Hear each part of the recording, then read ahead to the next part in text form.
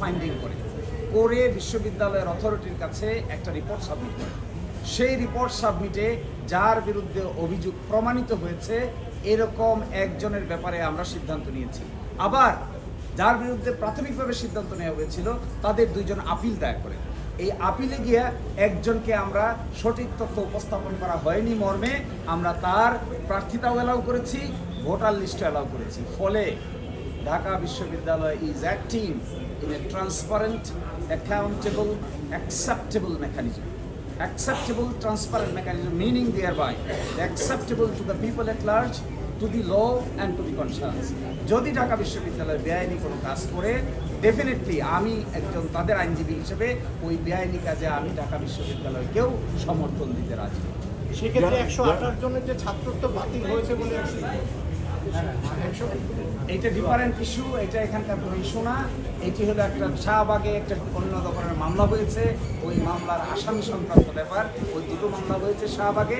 আপনারা চাইলে আমার কাছ থেকে সেই মামলার কপি নিতে পারবেন, ওই পত্রিকার রিপোর্ট ওই মামলার সাথে গিয়ে দেখতে পারবেন। এইটার সঙ্গে ডাকসু নির্বাচনের কোনো সম্পৃক্ততা পরিচয় নিয়ে মানে তার ছাত্রলীগের সম্পৃক্ততা নিয়ে আপনারা বেশ কিছু ডকুমেন্ট তুলে ধরেছেন। তার পক্ষ থেকে বিশ্ববিদ্যালয় ডকুমেন্ট সে দেখুন, এই ব্যাপার সেটেল হয়ে গেছে। হাইকোর্ট ডিভিশনের আদেশ স্টেট বাই দ্য অনারেবল জাজ in chamber, stay order is continued by the honourable Supreme Court full bench.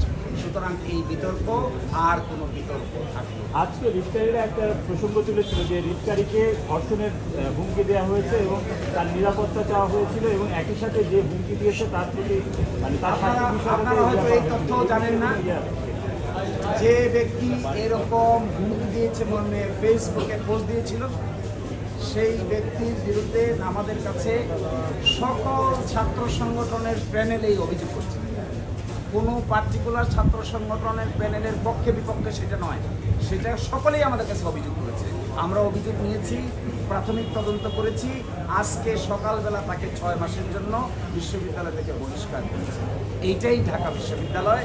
কোনো offence we will not tolerate, irrespective কে কোন দলের, কোন মতের, কোন ব্যাকগ্রাউন্ডের। এটা আমাদের বিবেচ্য বিষয় নয়। আমাদের কাছে বিবেচ্য বিষয় কে ঢাকা বিশ্ববিদ্যালয়ের আইন মানছে আর কে ঢাকা বিশ্ববিদ্যালয়ের আইন মানছে না, এটাই বলতে বিবেচ্য বিষয়।